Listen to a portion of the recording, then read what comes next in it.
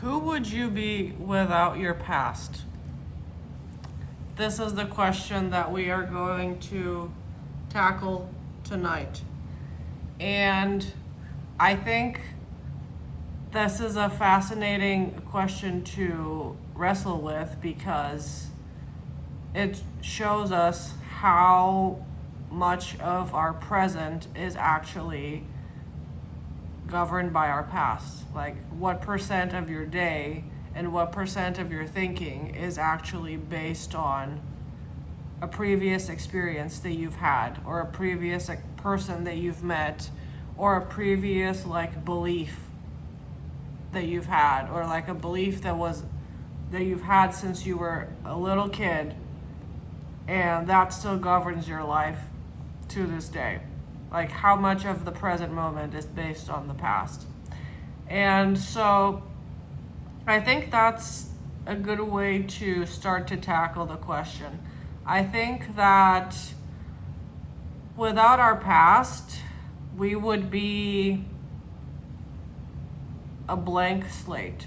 We would have no previous memory of anything that's ever happened to us, and we wouldn't remember anybody that all the people that we've met. We wouldn't remember all the experiences that we've had, and so we would just be a blank slate. We would just be living in the present moment indefinitely. And so that could help us in some way, but ultimately, I don't think that erasing your past is the goal, because every now moment is gonna become the past. And so you don't want to approach things from that perspective. You don't want everything to be a blank slate, and you don't want everything to be a new experience. But there are moments when looking at something from as if you've never experienced it again looking at something as if you've never experienced it before can really change your perspective on it, and it can help you find a solution quicker and bring it to life quicker if you don't have any limiting beliefs about it, if you don't have any limiting thoughts of what you can and cannot do, and I gave you a problem, right? Then you would be able to look at that problem without any baggage and say, okay, well, I think you should do XYZ, and your solution would probably be super hopeful and super from the perspective that anything can happen, and then there's nothing holding you back. There's nothing that you cannot do, and so you would be able to achieve your desires a lot quicker if you approach them from as a blank slate, and as if the past doesn't exist. And so I think that without our past, we would be always living in the present moment. Without our past, we would be a blank canvas that stays blank forever. That's the problem. A blank canvas that never gets drawn on, because every now moment becomes the past, and so you end up having a blank canvas for eternity.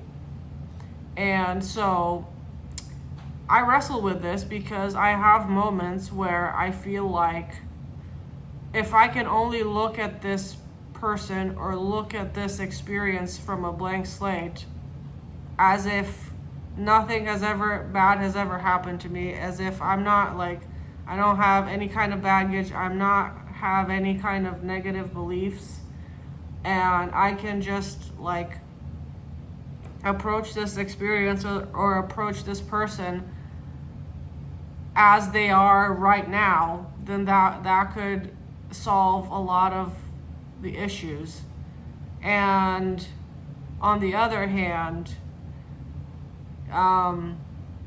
once you do that, you do want to remember the past. Like once you've had that positive experience that you're looking for, once you've had that moment of true connection that you're looking for, you do want to remember your past from that point on.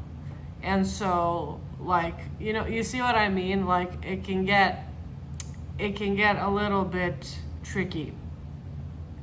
So I think the point isn't to delete our past. I think the point is to use it to remember things selectively, to remember things that can help us move forward in our lives and help us become the best versions of ourselves, and not ignore everything else, but kind of like don't relive the bad things. Like don't bring it top of mind every morning when you wake up. Focus on the good, focus on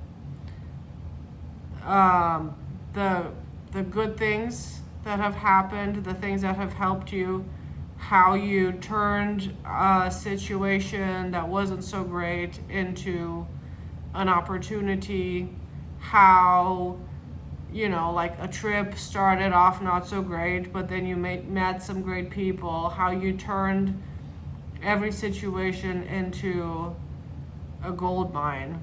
And you can do that just with your mind. You can choose to remember your past differently than it was. And that, I think, like remembering the good and focusing on the good and focusing on like upgrading your identity in the present by selectively remembering things from the past that are proof that that identity that you're after is slowly growing and becoming true every single day. So I think that without our past, we would be like little kids. We would be a little bit more naive and a little bit more present in our lives. And we would be better at solving the current problems that we are dealing with right now, because we would approach something with like a fresh perspective on one hand, and on the other hand, without our past, we wouldn't have a present in a sense, because like now is already in the past. And so I think that the past can help us, not by dwelling on it indefinitely, but by focusing on the good and choosing to remember the qualities in yourself that you admire and that you want to fully develop into, to like take into the next stage of your life. If you didn't have a past, there wouldn't be anything to bring into the future. And so if these kinds of topics are interesting to you, then you would definitely love my newest book, which is called Mastering the Middle.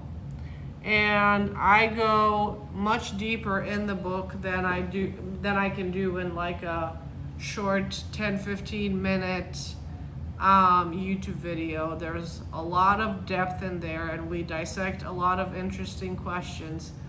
And so if that sounds interesting to you, then I will leave the link in the description box below. And thank you so much for watching this video. I'll see you in the next one.